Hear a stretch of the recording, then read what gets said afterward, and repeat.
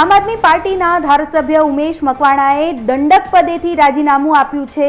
મહત્વનું છે કે છેલ્લા કેટલાય સમયથી ચર્ચા ચાલી રહી હતી કે ઉમેશ મકવાણા રાજીનામું આપી શકે છે આમ આદમી પાર્ટીમાંથી, પરંતુ જ્યારે આજરોજ હાલ તેમણે પ્રેસ કોન્ફરન્સમાં તેમણે એ સ્પષ્ટતા કરી દીધી છે કે હું દંડક પદેથી રાજીનામું આપું છું અને આગળનો જે નિર્ણય છે મારી જનતાને પૂછીને કરવાનો છું।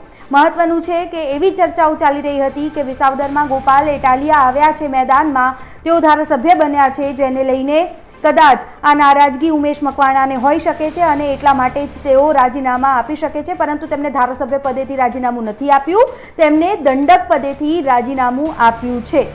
કેટલાય સમયથી અટકળો વહેતી થઈ હતી કે ઉમેશ મકવાણા કદાચ રાજીનામું આપી શકે છે અને તેઓ ભારતીય જનતા પાર્ટીમાં જોડાઈ શકે છે, પરંતુ આ તમામ વાતો ને તેમને ફગાવી દીધી છે અને હવે ઉમેશ મકવાણા પાર્ટીમાં જ રહેશે, પરંતુ તેઓ દંડક પદ પર નહીં રહે।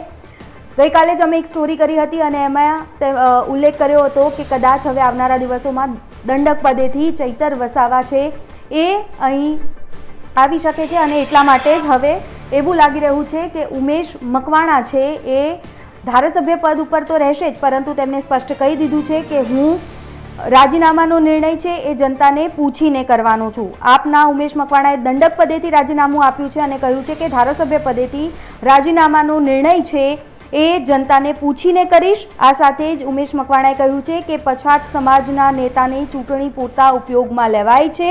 આ સાથે જ પછાત લોકોના મુદ્દા ઉપાડવામાં દરેક પાર્ટી નિષ્ફળ છે, એટલે દરેક પાર્ટીમાં જાતિવાદી માનસિકતા ધરાવતા લોકો વધતા જાય છે અને એની સાથે સાથે તેમણે વધુમાં કહ્યું છે કે દંડક અને આપના રાષ્ટ્રીય માળખામાં પણ સેવા આપી છે મેં, રાષ્ટ્રીય જોઈન્ટ સેક્રેટરી તરીકે પણ રાજીનામું આપું છું, આપના કાર્યકર તરીકે કાર્યરત હું રહીશ।